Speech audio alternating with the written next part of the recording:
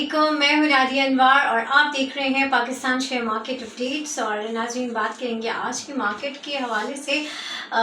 जैसे ही market open हुई है तो हमने ज़ाहिर एक मंदी का जो है सेशन देखा मार्केट में, लेकिन फिर मार्केट में रिकवरी भी आई है और जो है एसएमपी ने रेटिंग भी बेहतर की है क्या है, और साथ ही साथ जो है मार्केट का फर्दर ध्यान भी लेंगे। जी हाँ, हमारे साथ मौजूद है सरप्राइजिंगली इकबाल डैडी साहब हमारे साथ आज मौजूद हैं। जी हाँ, और उनसे हम बात करेंगे, उनसे हम जानेंगे। तो चलिए जी, उनको वेलकम करते हैं। अस्सलाम वालेकुम सर। जी वालेकुम सलाम। Thank you so much sir for your time. और सर, आज की ज़रा सा मैं चाहूँगी कि थोड़ा सा मार्केट जो है काफ़ी आज मार्केट का मोमेंटम डाउन की तरफ था।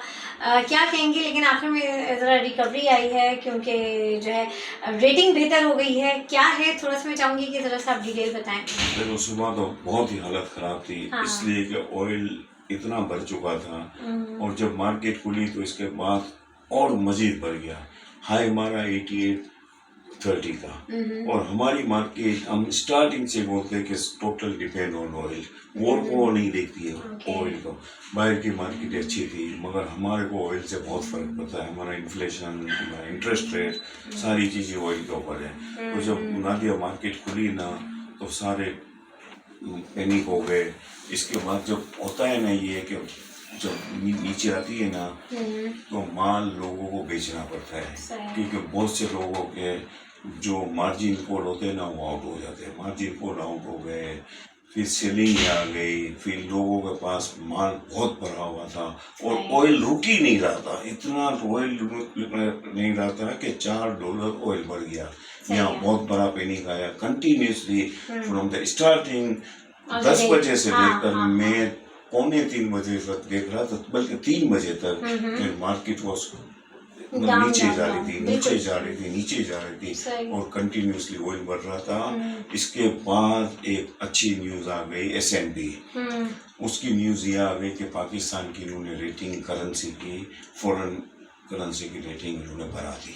वो न्यूज आई ना 3:10 पर आई या 3:15 पर, वो न्यूज आई ना, वहाँ से मार्केट पिकअप भी हुई और वहाँ से ऑयल भी 80-20 से हो गया 87। उसका तो ऑयल से कोई फर्क नहीं पड़ता है मगर हमारी मार्केट को बहुत फर्क पड़ा। हमारी मार्केट में बाइंग भी आ गई, जो सेलिंग थी ना वो रुक गई, क्योंकि लोगों को अभी तक पता चला नहीं है। बहुत से लोगों को ये कल पता चलेगा। तो I will be very hopeful कि tomorrow the market will be, मुझे लगता है, मच बेटर अनलेस के कोई ऑयल नहीं भरे। मगर ये बहुत अच्छा हुआ, गोरों के लिए भी अच्छा हुआ। और प्लस दूसरी बात ये थी कि आज फॉरेनर की बाइंग थी रिफाइनरीज में, दूसरी आइटमों में, ये भी अच्छा साइन था। मगर लोकल इन्वेस्टर रुपए बहुत हार गए और कंटिन्यूसली हार रहे हैं। सही। और जो है सर, मुझे ये बताएं कि ये जो गुरों की बाइंग आ रही है, इसका क्या इम्पैक्ट और क्या फ़ायदा अभी हमें आगे दिखेगा? थोड़ा सा मैं चाहूँगी कि क्या हमारे लिए क्या बेनिफिशियल है ये? बहुत बेनिफिशियल है। अच्छा। देखो, हम जो लेते हैं ना क्लाइंट्स, जो ट्रेडर लेते हैं, जो उनकी लेते हैं फिर वो बेचना भी आ जाते हैं। ठीक है। गोरों में हमको क्या फायदा है कि ये जब लेते हैं ना तो ये कंटिन्यूसली बाइंग करते हैं और इनकी सेलिंग नहीं आती है। वो लेते हैं लॉन्ग टर्म के लिए, 1 साल के लिए, 3 साल के लिए, 2 साल के लिए।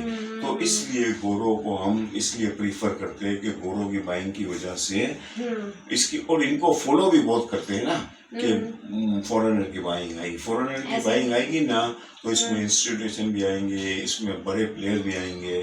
तो दूसरी आज जो एसएनपी की खबर आई है ना, इस समझ लें कि 3:20 पर एंड पे आई है तो मार्केट ने रिकवरी दिखाई। क्या लग रहा है कि इस खबर का इम्पैक्ट कल कैसा होगा? कल किस तरह से देख रहे हैं? देखो, मेरे हिसाब से कल इम्पैक्ट तो बहुत अच्छा आना चाहिए। इसलिए मगर अगर देखा जाए ना तो ज़्यादा इम्पैक्ट आना चाहिए। मगर नादिया, रुपए लोग बहुत हार गए, कंटिन्यूसली लोग हार रहे। जो भी आइटम ले रहे हैं ना रुक नहीं रहे। क्यों? एक ही वजह, ऑयल की वजह।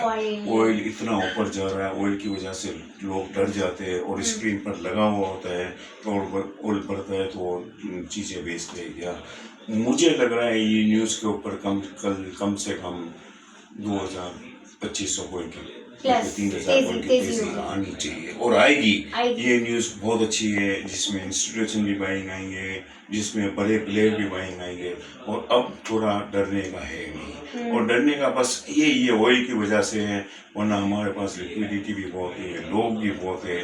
मगर एक ही चीज़ देखो, वॉर एंड बयानबाजी ऐसी आती है, दुनिया को नहीं फर्क पड़ता है, हमारे मुल्क को बहुत फर्क पड़ता हाँ है। बिल्कुल। और सर आपने कहा रिफाइनरी में गोरे जो है बाइंग कर रहे हैं, तो अभी रिफाइनरी को किस तरह से, रिफाइनरी का क्या आप देख रहे हैं आगे फ्यूचर, अभी क्या करना चाहिए? रिफाइनरी वैसे भी बड़ा अच्छा परफॉर्म कर रहा है, तो क्या देख रहे हैं रिफाइनरी को? मेरे हिसाब से बस ठीक है।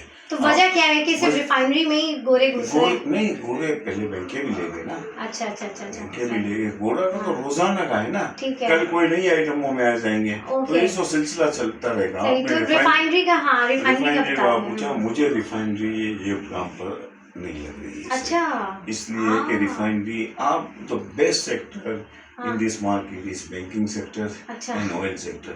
Both are very good and they pay you very much. देखो ना, आज UBL ने आपको 8 रुपए डिविडेंड डिविडेंड दिया, दिया। वेरी गुड डिविडेंड, और ये डिविडेंड 16 रुपए है। सर वहाँ से नीचे भी तो आ गया। स्प्लिट हो गई, भले आ जावे नीचे। हाँ। देखो ना, इन्वेस्टर को कहाँ बेचना है, हाँ। इन्वेस्टर को तो रखना है ना, रखना है। इन्वेस्टर के पास तो हाँ, उनको डिविडेंड बिल्कुल। खाना है। अब देखो, थोड़े दिन के बाद इसकी आएगी, अभी बैंक की आएगी, 6.5 बैंक की भी डिविडेंड आ जाएगी। तो banking sector, fertiliser sector and oil and gas sector, 3 sectors are very good.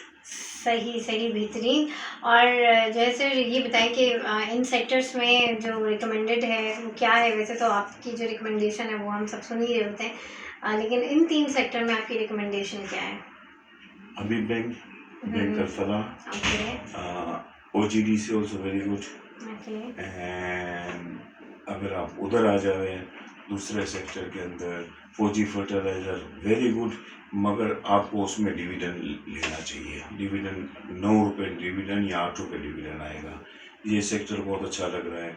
और दूसरा अपना आप कहोगी ना, तो पाकिस्तान स्टॉक एक्सचेंज देखो, मैं बार बार बोल रहा हूँ, इसलिए कि इसकी जो CDC की जो ये इनकी जो आ जाएगी ना सितंबर एंड में या अक्टूबर एंड के अंदर, तो ये जब आ जाएंगी ना इनकी, तो मेरे हिसाब से कम अब इसका भाव देखना, TSX का, TSX मेरे को लग रहा है कि कम से कम 80-86 रुपये जाना चाहिए।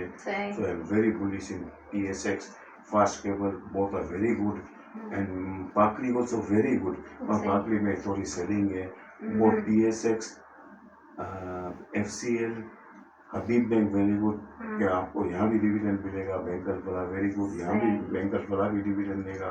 ये आइटम में बहुत अच्छी है, तो मेरे हिसाब से बिल्कुल लेना चाहिए। सही, बहुत शुक्रिया सर इकबाल आपका, थैंक यू सो मच। और नाज़रीन, यहाँ पे लूँगी मैं इजाज़त, इंशाल्लाह आप लोगों से फिर मुलाकात होगी, तब तक के लिए अल्लाह हाफ़िज़।